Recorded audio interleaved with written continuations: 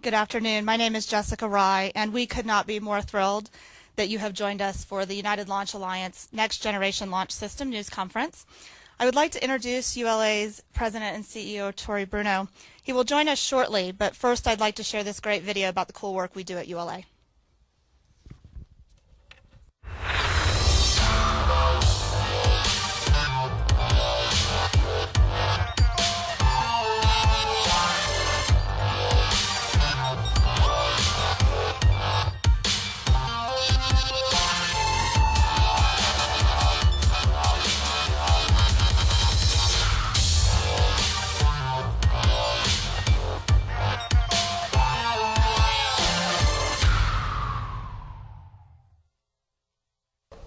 Well, good afternoon, and thank you all for coming.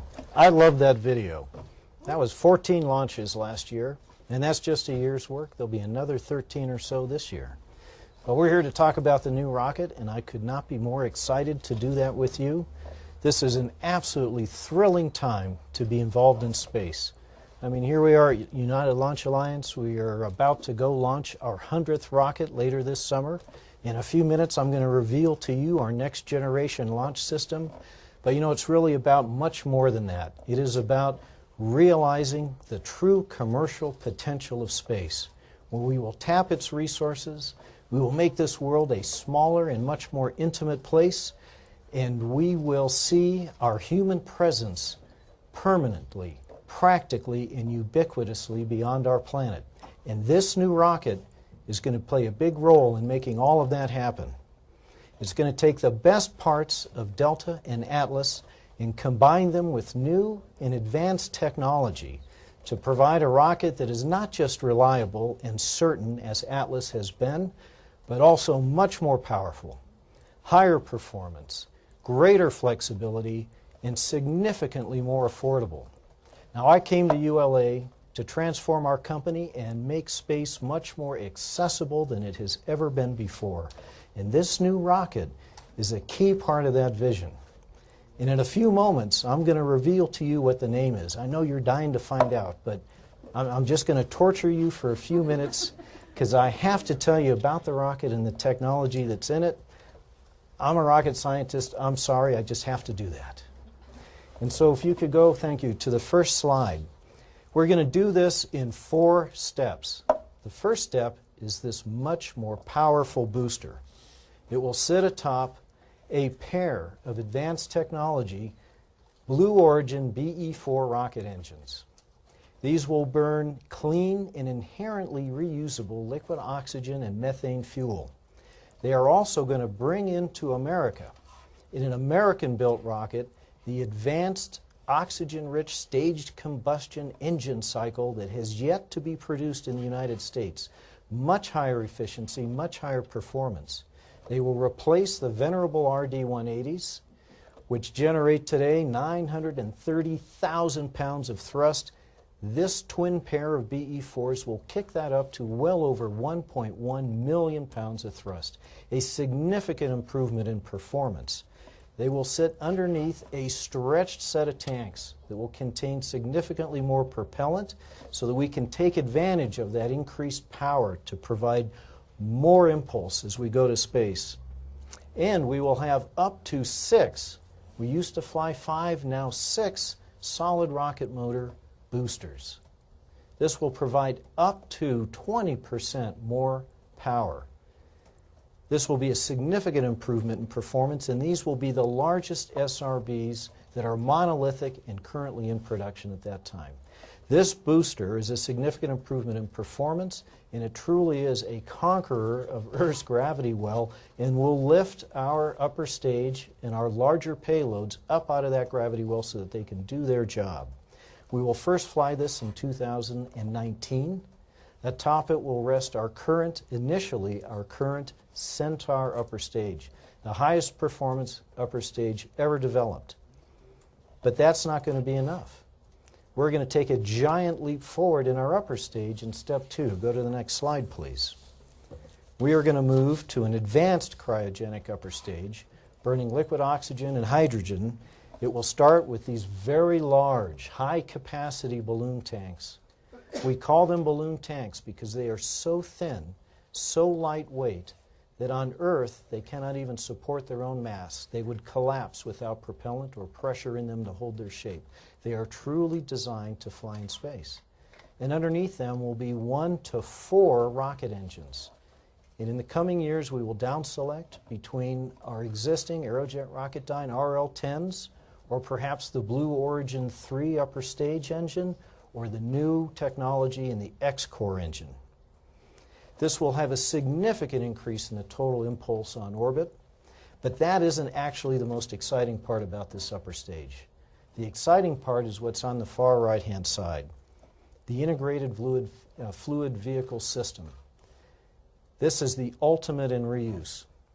The thing that limits the performance of upper stage systems in launch vehicles is time and space. For the lower performance conventional systems like other people fly, within a short period of time, that very cold space environment ends their life, freezes their propellants, locks them up. Even for us, with our advanced high performance upper stage in the Centaur, we're limited by time. Eventually our propellants boil off and we're out of usable propellant. This system changes all of that. So we will use an advanced internal combustion engine that will take those waste propellants and recycle them to repressurize our tanks, to generate electrical power, and to provide control thrust and attitude thrust for this upper stage system. This completely changes everything. I mean, not only do we collapse from 3 subsystems to 1 with simplified systems and lower costs, but what it really does is a tremendous extension of our ability to operate on orbit. We're going to go from hours to weeks with this system, and that will open up a whole universe of possibilities. We can take multiple satellites into orbit. We can put them in different planes. When we get done with that, we can fly back to the space station for operations.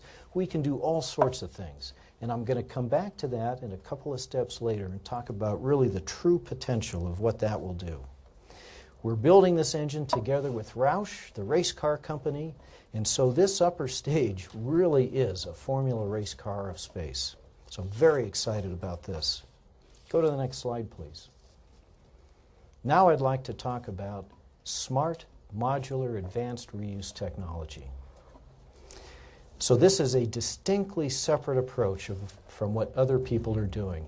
So this allows us to avoid adding complex, expensive, heavy, and performance-killing subsystems to a rocket in order to bring entire stages back that then experience complicated and expensive logistics to recover them. Instead, we took a systems engineering approach to what on the rocket is actually valuable. And for example, when we look at the first stage booster, which this is, we find out right away that fully 65% of the cost, of the value of a first stage, is in one thing. It's in the rocket engines. And yet they are a small fraction of the weight. And so in this approach, when the booster is done and we're finished with the rocket engines, we will cut them off.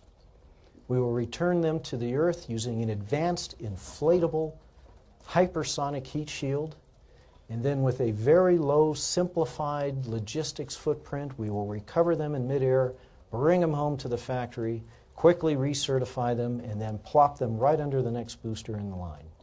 This will take up to 90% of the propulsion cost out of the booster. And this is just the beginning. I'm actually not going to show you what other candidates and what other plans we have for this, because I think it would be fun for people in the space enthusiast community to apply this thought process and have a chance to use their imagination and see what they think we might release later on in terms of where else we will use this approach and this technology. Go to the next slide, please. Now this is the real game changer. This is our 4th step, distributed launch. We'll be flying this out in about 2024. And this is enabled by that advanced upper stage I talked about. Today, the concept for launching objects, for satellites, for missions into space is highly constrained. It's trapped into the notion that the spacecraft has to be completely self-contained physically. Everything that's there has to be there on the pad. If it's a satellite, it must fit inside the nose fairing. If it's a capsule, it has to fit inside that capsule envelope. And once it goes up, there is no opportunity really to meaningfully, physically interact with it. That upper stage shatters that limitation and opens up this possibility of distributed lift. And so we could take our first launch, big fuel tanks, supplies, food, water if it's a manned mission. And the next flight will bring up the spacecraft or the astronauts in their capsule. And with this advanced upper stage, which can fly around for weeks, it's up there waiting, we can put these pieces together. And now outside the deep part of Earth's gravity well, with that much impulse and propellant, we can do anything. We can go out and tap the resources that are in space. We can asteroid mine. We can build the infrastructure required for a real and permanent human presence. Fuel depots, water depots, commercial human habitats. This is truly a game changer, and I could not be more excited about what this will do for the future of space, all enabled by that advanced, high-performance, ultra-long duration upper stage. Go to the next slide, please. So when we sort of bring it all together, what are we looking at? We're looking at 350+% more lift. We're looking at an order of magnitude more duration in operations that are virtually nearly unlimited. For all practical purposes, unlimited starts and restarts of this system. We can do anything that you might imagine a permanent presence, a true commercial exploitation of space would require. All of that infrastructure that's truly required to see the potential of space can now be put together. Go to the next slide.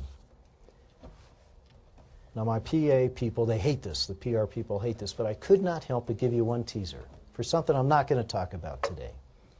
But in addition to the new rocket, we are going to revolutionize the way that people purchase launch services. Buying a ride to space is going to be as simple as buying a car. And later this year, we're all going to get back together, and I'm going to tell you about something we call fast buy and ready launch that is going to make that revolution possible. So stay tuned. I'm not going to talk about it today. Sorry.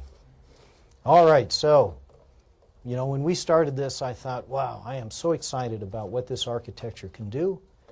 You know, it is America's next ride to space. I should let America have a hand in naming it. So we thought, well, let's go out and let people vote.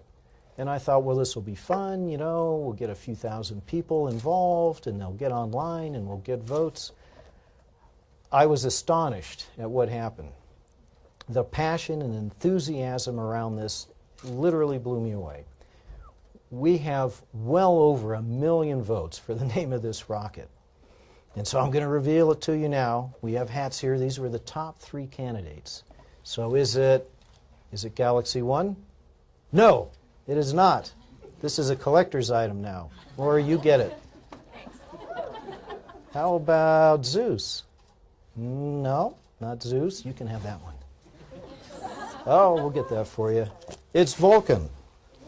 Behold, the powerful Vulcan rocket. All right, we're going to do Q&A, but first, I thought you might want to hear from our employees because they are the most passionate about this. And so we've got a really cool video of our people talking about it. Can we run that, please?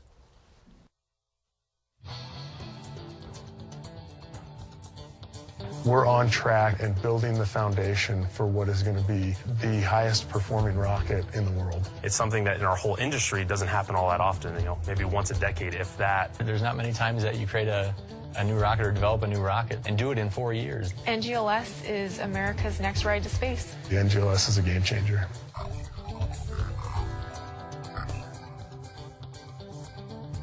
So NGLS is ULA's next generation launch system. You know, we're going to take the best of both worlds from Atlas and Delta, integrate those into an NGLS rocket that's going to knock the socks off of anything that we got to date. So it's really kind of mixing our 2 fleets today into one rocket that hopefully we'll leverage all the lessons learned and all the knowledge that we have, and then add some innovative ideas to make this system stand on the shoulders of what we've done before. So we're going to be able to offer with NGLS capability to go to LEO all the way to interplanetary missions with a single launch system.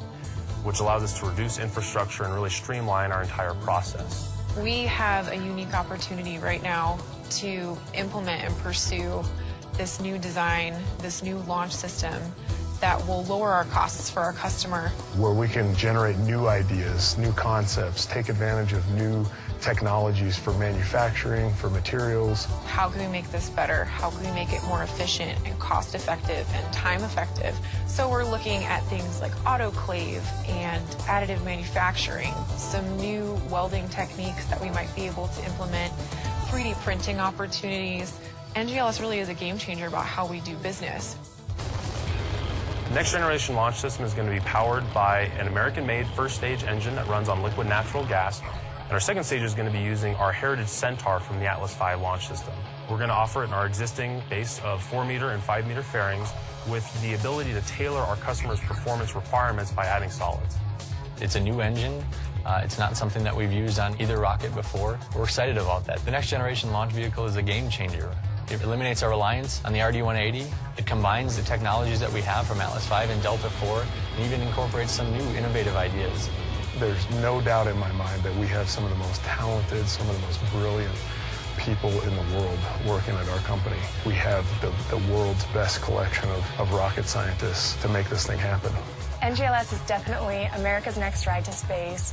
We're so excited to get to provide that and to provide the performance, the mission success, and the affordability that our customers need. There are no bounds to who we are serving with NGLS. It really is a global advantage that we're providing for humankind as a whole. We're already America's ride to space. We're going to continue to be America's ride to space. NGLS is going to be the top choice for Americans and for any global company that wants the performance and cost benefit that we're going to provide.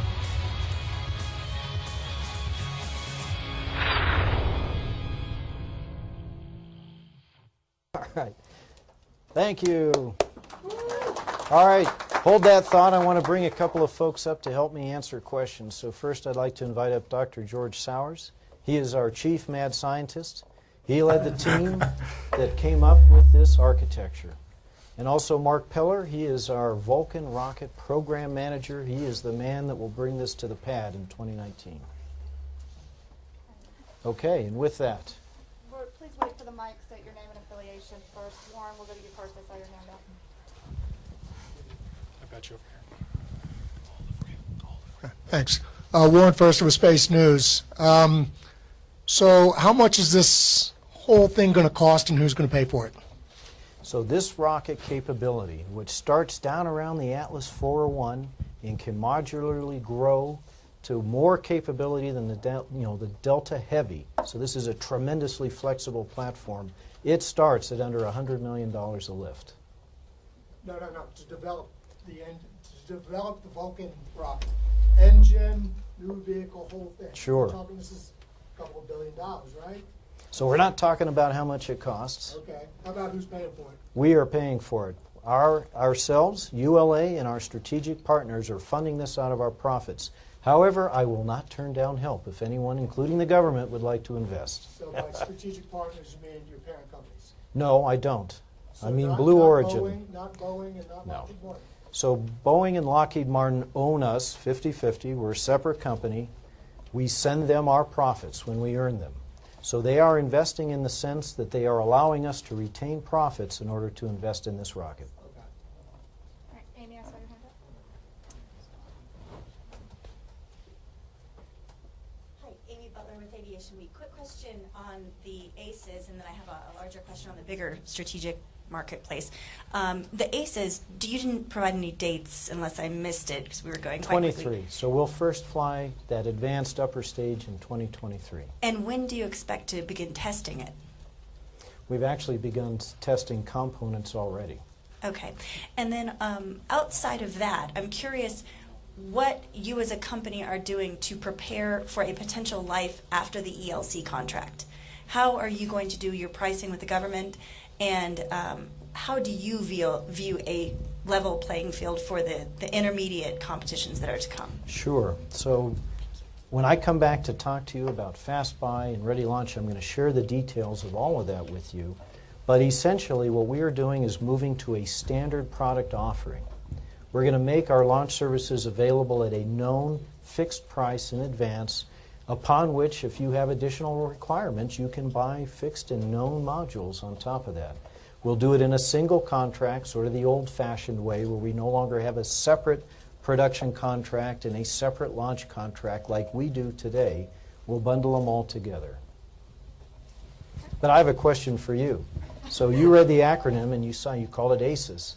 Is that a good name, or should we have another voting thing for a name for the upper stage? What do you think? But there is an ejection seat called ACES, so you might want to be aware of that. So that doesn't sound right. So it sounds like you're voting for another naming contest. All right, you heard it. Okay. Bill Young with African American Voice. Actually, I have two questions for you, and the first one's probably the more complicated and difficult one. I don't know that, though. With your projected starting price being 39% higher than some of the competition, is your plan that because you can do larger payloads, that people will be combining payloads to launch with you, or that they're going to start creating larger things? What's your strategy behind that? Yes. Okay. That was a little too easy. I didn't expect it to go that quickly. So the second question, and it gets to the amount of money that you're spending to launch this, so forth. Are you stretching out your base platform in regard to where you're doing research and development and pulling things together? Or, for instance, I understand there's going to be a space campus in Colorado Springs. Are you going to be a part of that? What's the strategy on how you're going to You're asking about physical footprint? Yes. No. So we have our Engineering and Program Management Center in Centennial, Colorado, just up the road. Our factory's in Decatur. It's going to stay in Decatur, as well as our other factory in Harlingen, Texas. We'll continue to fly out of the two coasts we do now, Cape Canaveral and Vandenberg, but we will have fewer pads. We're going to move with new innovative designs on our pads from 5 that we have today to 2, 1 on each coast. And that'll handle the same or even higher volume of the lift that we are doing today by having these advanced, really innovative approaches to launch. Hi, Aaron Meadow with Defense News.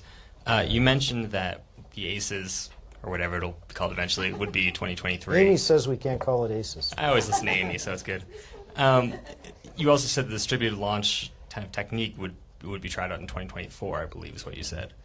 You said in the past that 2022, 2023 is when you imagined the Vulcan would be certified for national security. National security. Yeah.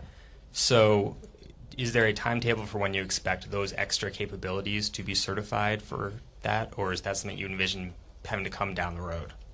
Well, I expect that we'll first use those capabilities on commercial flights, which is separate from what the government does for certification. Certification is dependent on the rocket and its configuration.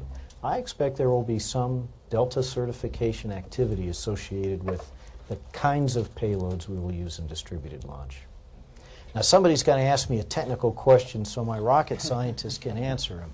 Who's got one? We're going right back behind Aaron. Yep, and then we'll come back up to Amy for the technical question. Ian Fitzenbaum of AIAC. I wanted to ask about launch cadence and launch rate. What kind of capability are you designing it for, and what kind of launch rate do you expect the market to demand you serve in the time frame that you're going to be operating this? Sure. So the launch rate we're designing it for is actually higher than what we fly today, because we expect as we grow into the future, when we come through this flat part in national security space and we have added commercial and civil launches, and then the United States enters into the recapitalization of the on-orbit assets, the demand is going to increase significantly. Any numbers? Oh, how about 20? Per year? Yeah, Per why month? not? No, per year. Let's not get crazy here. Okay. All right, we're going to give it back to Andrea and then up to Amy. Hi, Tori Andrea Shalal with Hey, Reuters. Andrea. Hi. I wanted to ask you about sort of the government, the assured access to space Mm-hmm. policy. Now, since you've decided to not fly Delta, that still leaves the Delta Force in this interim period. Yes. But, will this mean that eventually you're sort of accepting that there will be United Launch Alliance and SpaceX in this market? And how do you see the future sort of going? And just to get back to Amy's question too about the phasing out of the ELC contract, has the government already given you kind of a plan for when that will end, and can you share a little bit of that with us? Sure. So I heard you ask two questions. First, who do I anticipate being the providers involved in the lift market? And then, has the government given me a plan around the ELC contract framework?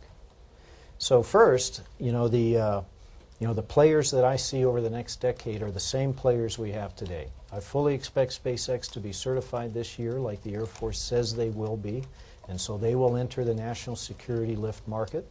And then we will continue to do civil and commercial with ourselves, SpaceX, Ariane, Proton, and Orbital. Now, in terms of has the government given me a plan? No, they haven't.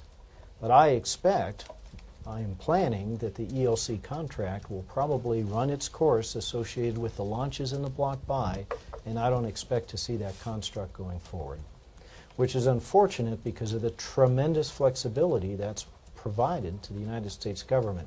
Remember why they decided to break the launch contract out separately from the contract that manufactures the rockets.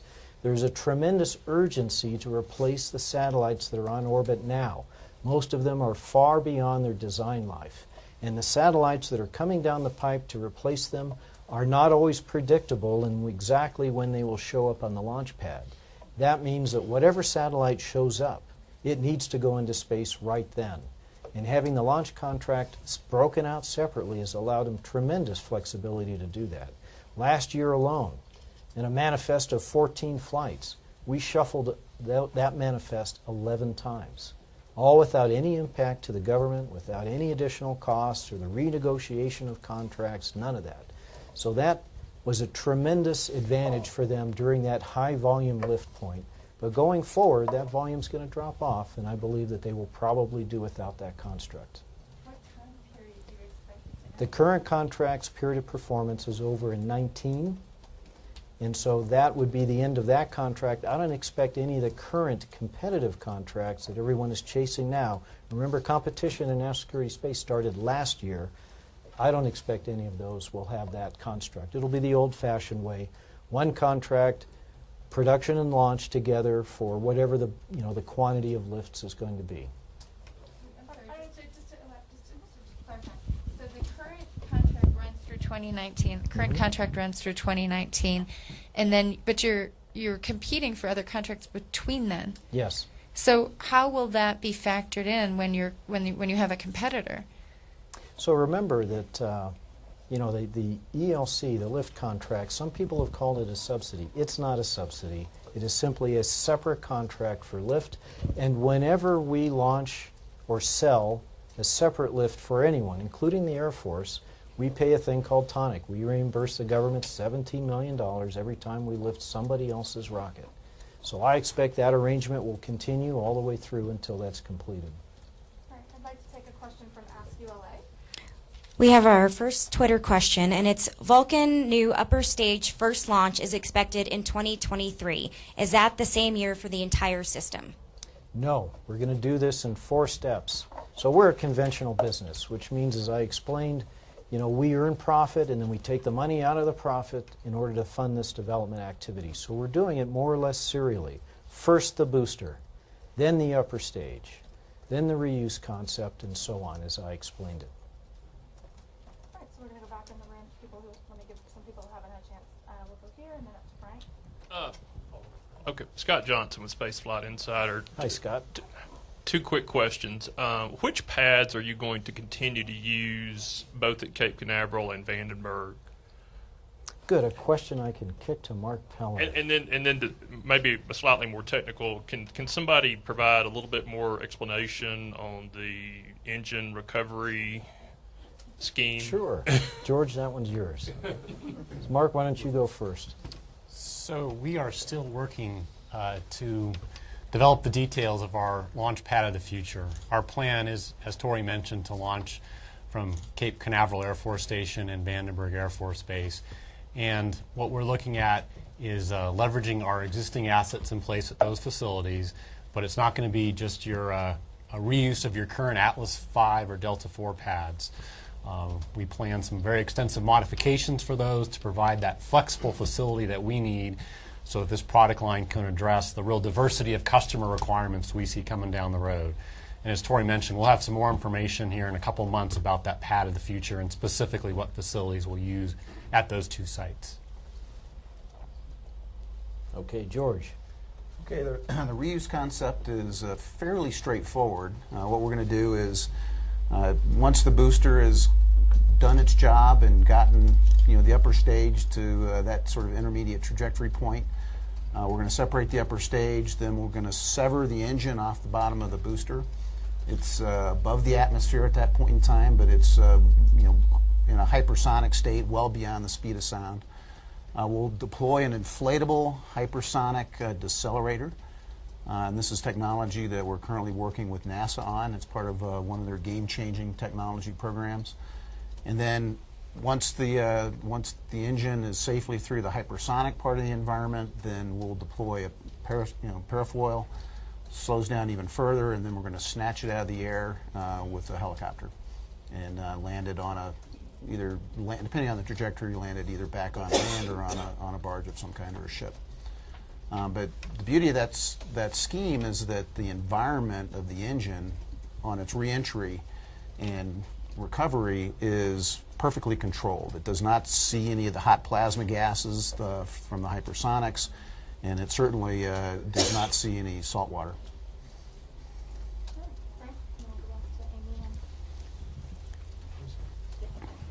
Frank Goring with Aviation Week, also for Dr. Sowers. Could you walk us through the upper stage? I'm a little bit lost. What do you do with the internal combustion engine? How much propellant do you carry in those large tanks? And are you talking about using these, I think they're all 3 cryogenic engines that you're looking at, for in-space propulsion to way on out there? Yeah, so the ACES is a concept that we've actually been working on for quite a few years, and there's papers out there for your reference that you can go take a look at. But it is a LOX hydrogen upper stage. So it's a high energy upper stage. It has the same steel construction. Tori referred to it as a balloon tank, but it's a pressure stabilized tank, thin-walled stainless steel, so it has a very, very high mass fraction, very efficient design.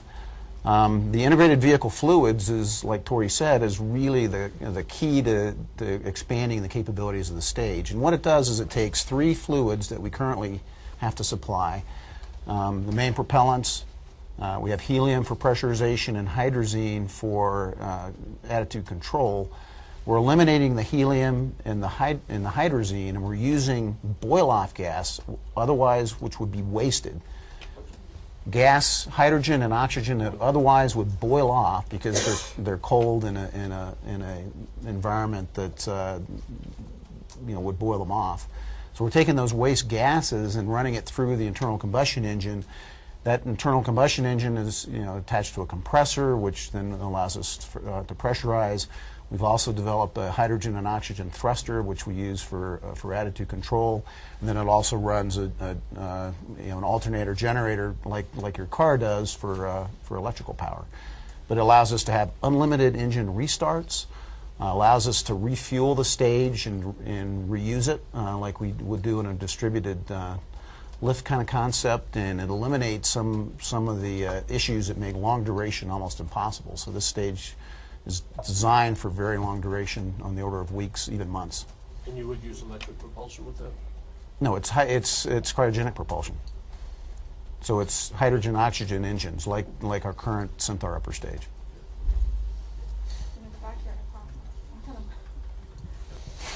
Yeah, Chuck Lauer, Space Access Japan. A big picture question.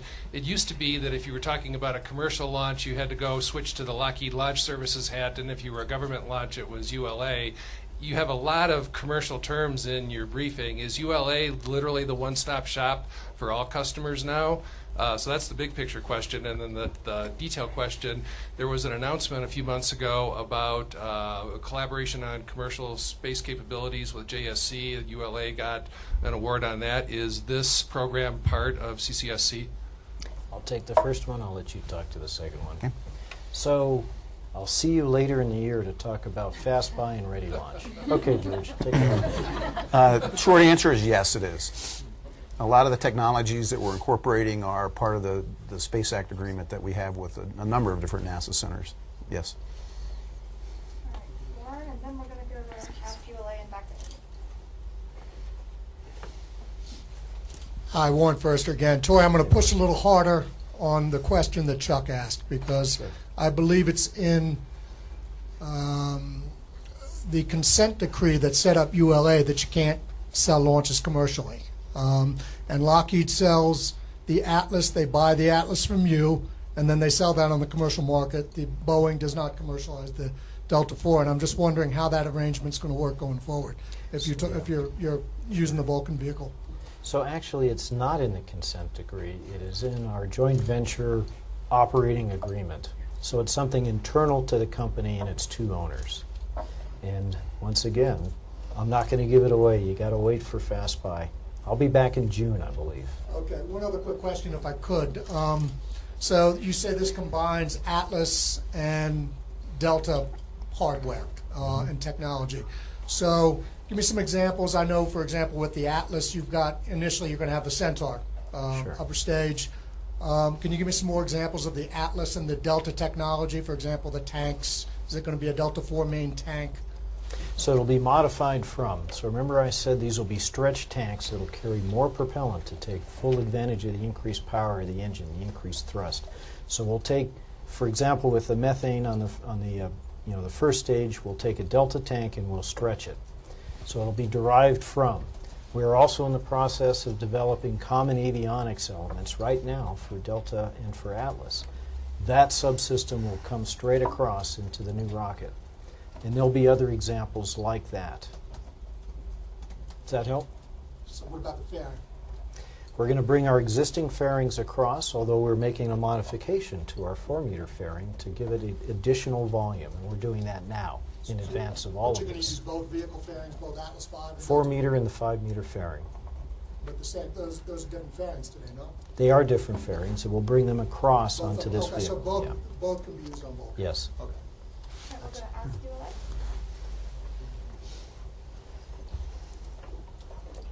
Tori, you mentioned that NGLS will be produced in Decatur. When will production start? Production's going to start in just a couple of years based on long lead times. Go ahead, talk to that. We'll start building qual hardware in late 2016, early 2017 to support structural qualification of tanks and so forth, things of that nature. Our partners at Blue Origin are already started with production of development hardware and are actually in tests with development hardware for key elements of the engine at their facility.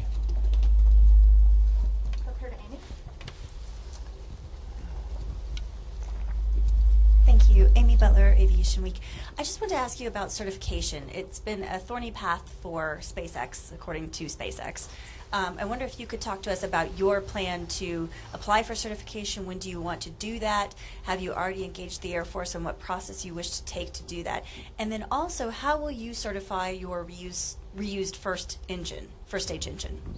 So yes, we have already started. So you begin the certification process by writing a letter to the Air Force and telling them, I'm going to have a new rocket, and here's my approach for certification, and how we will navigate the guide that they produce. So we have already done all of that.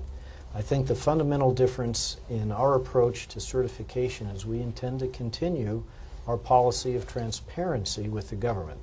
So we have invited them now, literally when we first began this path, to engage with us, to attend design reviews, to participate and have that visibility as we move through the development process, so that instead of ending that, having finished all our work, so we think, without really letting the government participate, and then backing up the semi-truck and dropping all the qual test data on them and all the drawings and all of the processes and plans, we're going to bring them along all the way. And of course, remember, as a certified provider already, part of that activity is to make sure that your processes are certified so that the government can assure themselves not only do you have a good design, and not only did the qualification hardware work the way it was supposed to and pass those tests, but that you have the ability to make the next unit and the next unit and the next unit all the same. That's what the process piece is. They already have tremendous insight to our processes as an existing certified provider. So when did you send that letter requesting? When did we send the letter? It was early February of this year. And was it accepted? Did the Air Force say yes? And Yes, but it's not something that the Air Force necessarily approves. It's a declaration of intent, and then we work together on a detailed plan. And when do you expect that plan to be? Go ahead, Mark. The CRADA. So we are working with them. Basically, the statement of intent kicked off that process to develop the detailed certification plan, and that's an extensive effort involving both ULA and the Air Force to develop the details of that. And we are actively working that right now. We expect in the August timeframe we should be at a point where we're ready to sign off on that, for both parties to sign off. And then reusability on the engine. Same story. Yeah. Go ahead, guys. What we submitted, this statement of intent for certification, was for step 1 of the program. So the new updated booster. Step 2 or 3 with ACES, where smart reuse would be a separate certification plan, a Delta plan, if you will, that we would work with them at the appropriate time. Yeah, in addition, we're fully engaged with the commission that's been established by the Air Force under retired General Welsh, so we can take full advantage of any lessons learned that came out of the SpaceX experience. Just have a follow-up on the engine question. So it sounds more and more like you are not moving forward with the Aerojet Rocketdyne engine. Is that, I mean, have you made that decision yet? No, or are you, absolutely not. And can you just walk us through? Sure. What I'm having difficulty understanding is how you can proceed with this certification process without knowing what's going to be providing the propulsion. And I mean, I'm sure there's a way that you can explain it to me. I'm not quite grasping it, though. So first let me walk you through the approach, and then I'll talk about the statement of intent relative to those two. So we have selected our primary path. It is Blue Origin. They have very exciting technology. They are 2 to 3 years into their development when we intersected with them, and they brought to the table, along with us, funding that would allow us to start immediately and not wait for the government to get moving. That's our plan A. Now, rocketry's hard, and the engine is the hardest part, and they do not often go as planned, and so it is prudent for us to have a backup plan. I mean, I'll be honest with you, replacing the RD-180 and being on this path is a huge investment in a major decision for a lift company like ours. So we've got a backup. And our backup is Aerojet Rocketdyne. They have come to the table with an innovative design. It is a conventional propellant, kerosene, like we have now on the Atlas. They are 1 to 2 years behind in our judgment where our primary path is.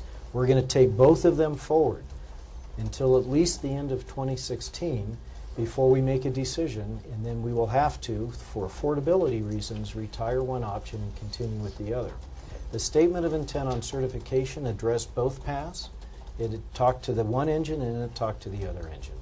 And so you will be looking for a down select from us sometime in the next 18 to 20, 24 months, or 12 to 18 months.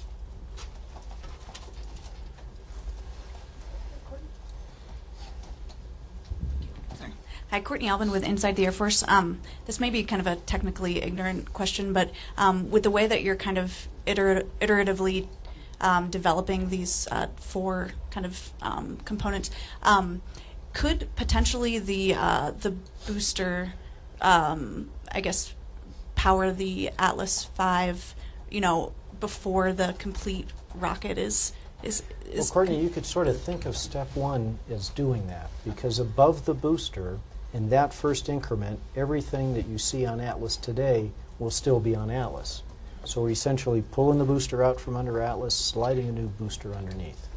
So in terms of the Congress's mandate that the RD-180 be phased out by 2019, or with whatever nuances there are attached to that, potentially this could address that issue. This is exactly why the booster is going first. Okay. Had we not felt the urgency to move to an American engine, we would actually have started with the advanced upper stage.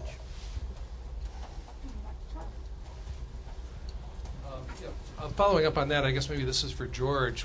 Does that mean you essentially have a seamless transition for the commercial crew customers of your current lift capacity, that there would be no significant re-engineering or requalification for either Boeing or anybody else that chose to use your booster for commercial crew? That's exactly right. Because the front end of the rocket, the top half of it, is the same as today's Atlas, at least in step one. All of the interfaces for the CST-100 at the launch pad and on the rocket are identical to what they are for Atlas. And so you could also then support Sierra Nevada on a commercial. For any of the crew providers that are currently integrated to Atlas would have a seamless transition to this vehicle. At a lower cost. At a lower cost, yes. Right.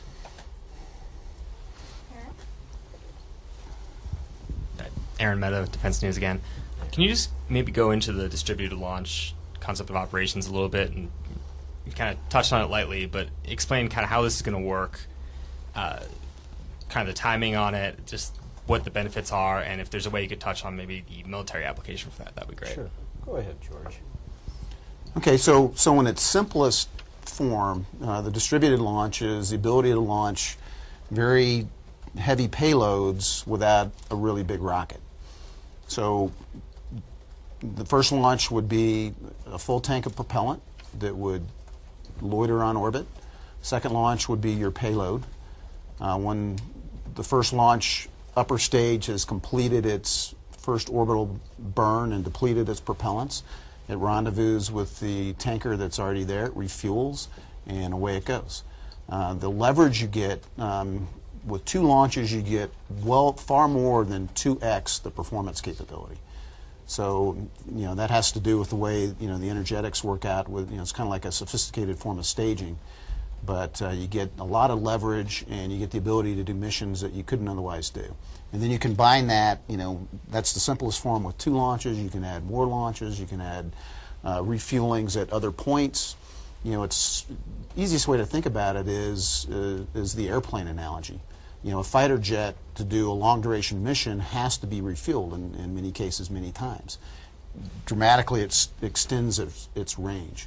That's all we're doing with upper stages. Can you give us maybe an example of a mission where that would apply best? A great mission would be, cargo resupply to a space station in a Lagrange point.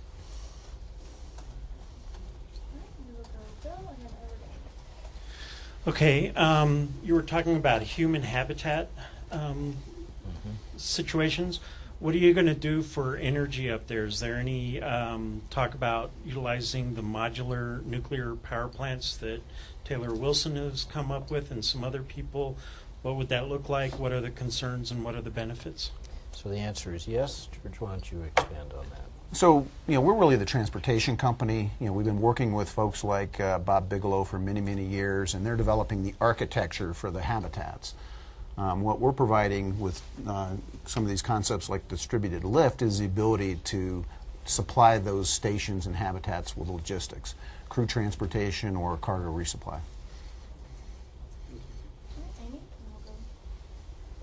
Thank you. Can you give us an update on when you expect to fly your last Delta IV, and as well as your Delta IV Heavy? Sure. So we will stop producing Delta IV single stick in 2018. We expect to fly the last one in 19.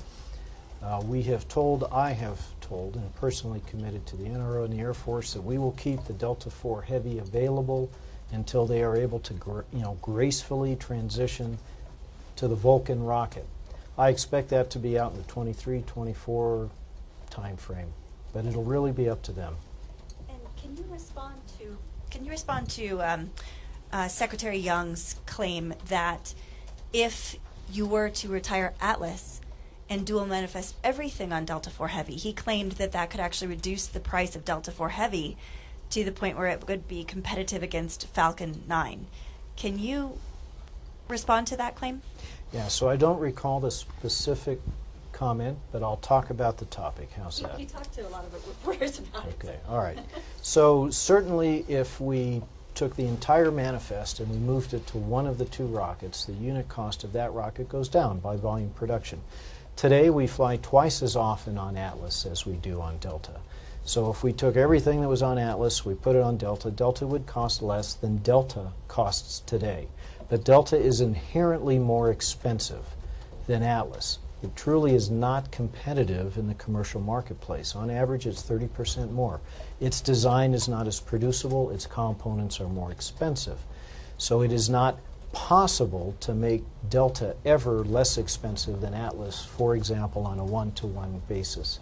And of course, a Delta Heavy is 3 Delta rockets bolted together, so it's 3 times that problem. Do you have a price differential between Delta IV Heavy and your heaviest Vulcan? So a Delta IV Heavy at today's launch rates costs about $400 million, give or take, depending on the mission and its complexity. I fully expect NGLS to be half that. Less. Less than half that. George said For a less heavy. than half. For a heavy. All Okay. right, we'll go to the back for an Ask ULA question. We have a question from Twitter. Can you explain more how Roush Racing will be developed in the upper stage engine? Yeah, George, why don't you take that one? Yeah, so we talked earlier about the integrated vehicle fluid system. The central component of that system is an internal combustion engine that's currently being developed by Roush. It's not a big engine. I mean, don't think about, it's not the size of a race car engine. It's more like the size of a lawnmower engine and would easily fit on this table. But it does embody the same high-performance technology that Roush uses in its race car engines. Any more questions in there? Warren? Just a quick question about the solid. Tori, you mentioned the solid would be the largest monolithic solid in use. Is it the same solid that you're using today on Atlas V? Not likely. So we have 2 solid providers today. We're going to consolidate to a single for this application, and we are going to expect more performance from that rocket engine. So rocket motor. Competition between the 2 providers and down select? Okay. Andrea and then Courtney. Andrea. Oh, sorry. What's the current state of play in terms of how many RD-180 engines do you have? Are you expecting more deliveries? And how are the Russians responding to the discussions, both the political discussions, but then also your industrial considerations? And how do you wind down that relationship? When, Sure. So let me kind of go in reverse order, and you catch me if I forget a part of the question. So in terms of our supply, how the Russians are reacting to the political environment, on the industrial side, there's really no reaction. The supply continues to be solid. We have engines under contract being produced now. There is no interruption in their frequency of delivery. Our current contract that was placed just prior to hostilities in the Crimea was for 29. That contract is proceeding. I expect no difficulties receiving any of those orders. That will be insufficient to take us all the way to the time frame when we have the new American engine available, so we will need to purchase more engines in order to bridge that gap, and then that will be likely the final purchase. how many do you have? You had said at some point when this discussion first began in earnest that you had a 2-year backup supply. Yes, we maintain a 2-year backlog. So how many of those 29 engines have been delivered, and how many more will you get? Do you remember off the top of your head how many of the 29 we have on hand? So 5 of those 29 have been delivered.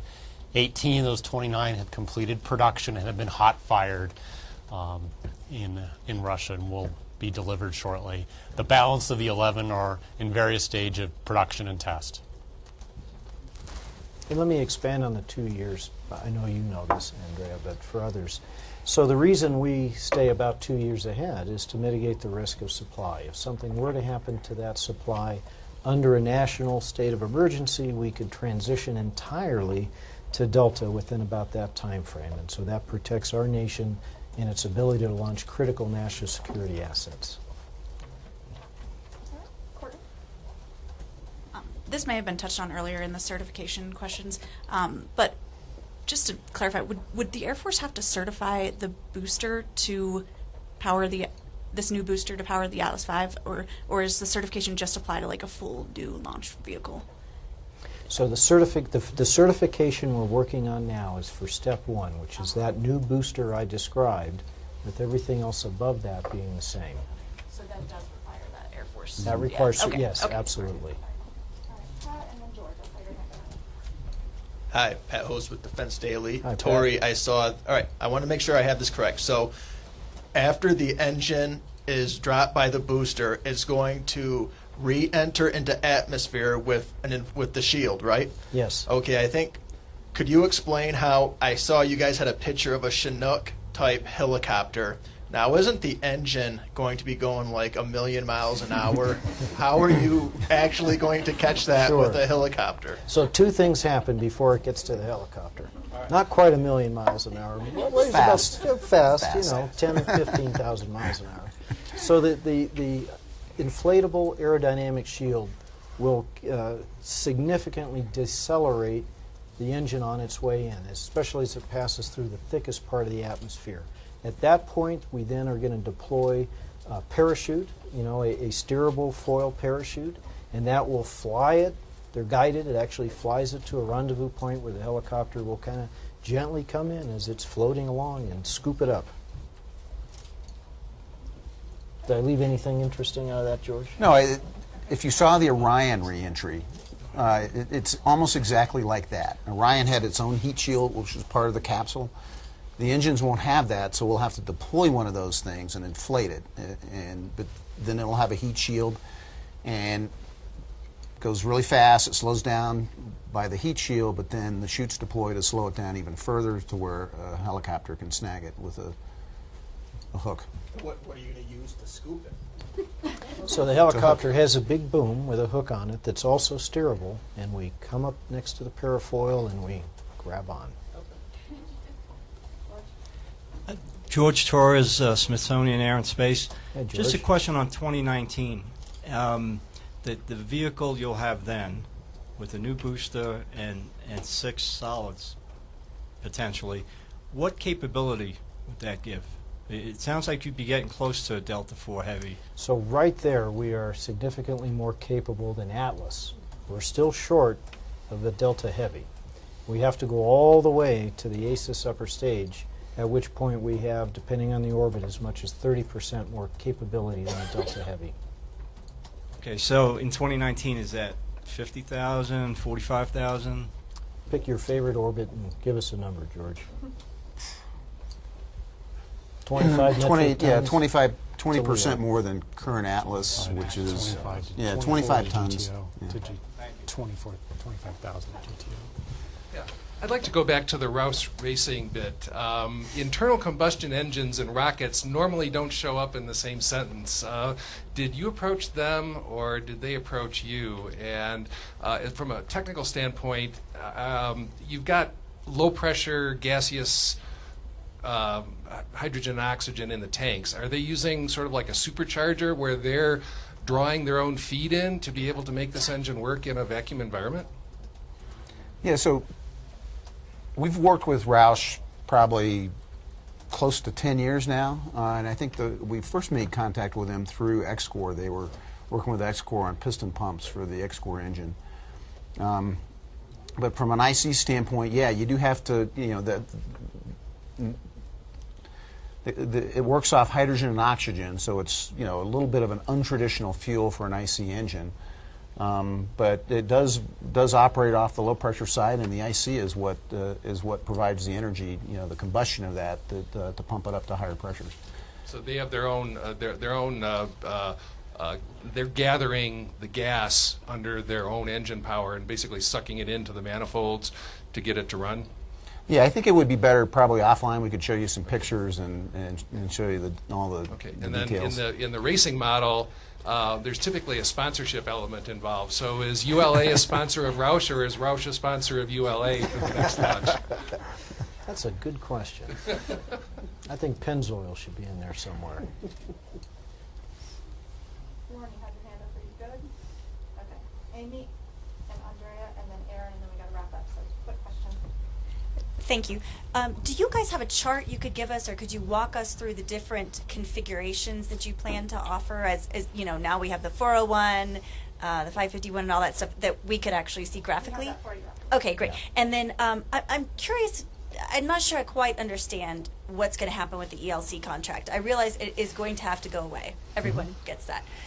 What I don't understand is, does that get you through the current block buy, all 36 cores? And is there any discussion of it not getting through the current block buy? There has been no discussion, and let me clarify. So when we talk ELC, we have to talk 78, right? Because remember, the ELC is the contract to launch rockets, and it launches the 36 cores, which is 28 missions, plus 50 missions from prior production. Right. Okay.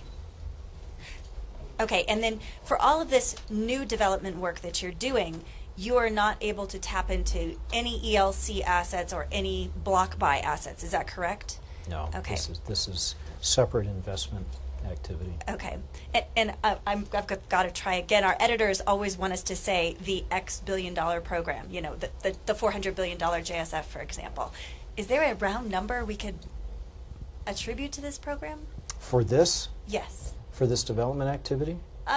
Development, procurement, however you want to scope it for us. So I'm not going to give you a number, but I will help you a little bit with your editor in terms of giving you a feel for what it has typically cost in the past to do this kind of work.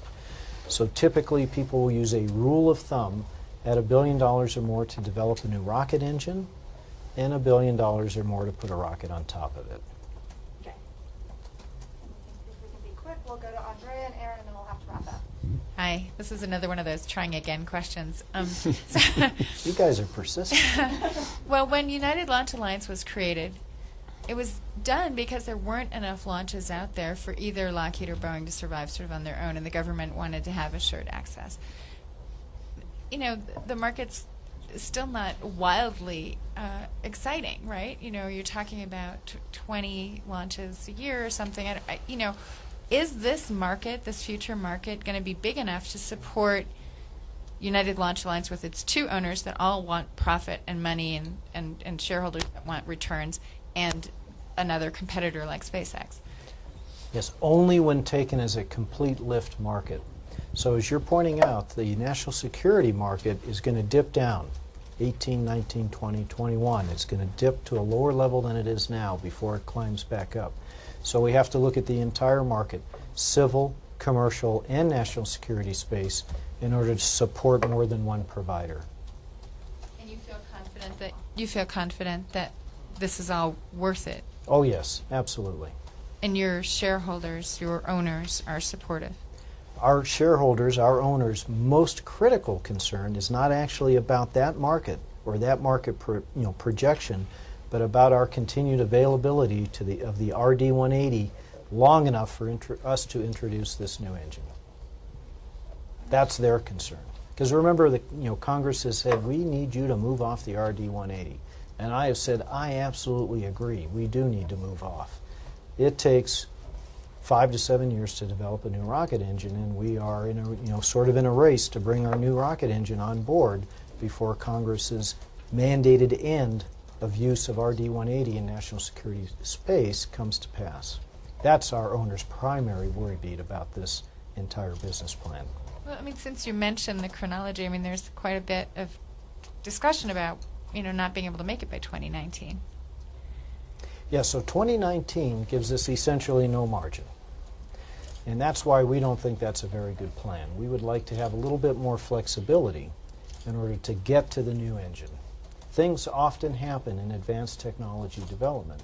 And so to have a plan that is without margin is risking having a gap for a period of time when there is only one national security space provider, and that one provider is potentially unable to satisfy the full spectrum of national security missions. So not a good place for our country to be in. All right, we need to move up to Aaron, and then we'll wrap. You mentioned the boosters and that you want to start a competition for that. Who's going to be involved in that? What's the timetable? What parameters are you looking for in terms of performance, cost, etc.? So we are going to use all of the United States domestic producers of large solid rocket motor boosters. That would be Orbital ATK and Aerojet Rocketdyne. Was there a second part I forgot? The timetable and what you're looking for. So we are potentially going to go out with an RFP this year. And then we, depending on what we learn, we will proceed as expeditiously as possible. Okay, thank you all for coming. Appreciate it. When you want to attempt get to scoop the engine? He's sneaking one in. Sorry, 24. 24? Yeah. Thank you. All right. Okay, she's going to make me get down now. Thank you, Tori. All right, thanks, guys. Good job. Thank you. All right. Yeah, we're actually. You're guys gonna make a lot of money on eBay with those things. Can we talk a little bit more about ACES? Yeah. I didn't understand what you said. And I think I took power the wrong way. But this is the same concept that's been around like 10 years or so. Yeah. I didn't realize it was called ACES. It is Peller, P as in Peter, I still don't. I never E-L-L-E-R. have understood how you get. Yes, not places Teller, like Heller, that. or Keller It's like still I a nice frequently. trajectory, right? That's why. I'm the program, Well, Vulcan program it's manager. just an upper stage. But it has capabilities that current upper stages don't have. It can.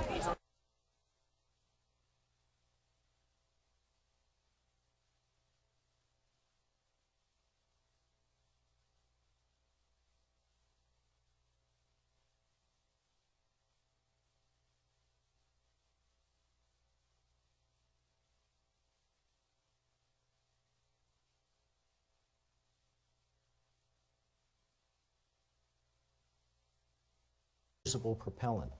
This system changes all of that. So we will use an advanced internal combustion engine that will take those waste propellants and recycle them to repressurize our tanks, to generate electrical power, and to provide control thrust and attitude thrust for this upper stage system. This completely changes everything. I mean, not only do we collapse from 3 subsystems to 1 with, simplified systems and lower costs, but what it really does is a tremendous extension of our ability to operate on orbit. We're going to go from hours to weeks with this system, and that will open up a whole universe of possibilities. We can take multiple satellites into orbit. We can put them in different planes. When we get done with that, we can fly back to the space station for operations. We can do all sorts of things. And I'm going to come back to that in a couple of steps later and talk about really the true potential of what that will do. We're building this engine together with Roush, the race car company, and so this upper stage really is a Formula race car of space. So I'm very excited about this. Go to the next slide, please. Now I'd like to talk about smart, modular, advanced reuse technology. So this is a distinctly separate approach from what other people are doing. So this allows us to avoid adding Good afternoon. My name is Jessica Rye, and we could not be more thrilled that you have joined us for the United Launch Alliance Next Generation Launch System News Conference. I would like to introduce ULA's President and CEO, Tori Bruno. He will join us shortly, but first I'd like to share this great video about the cool work we do at ULA.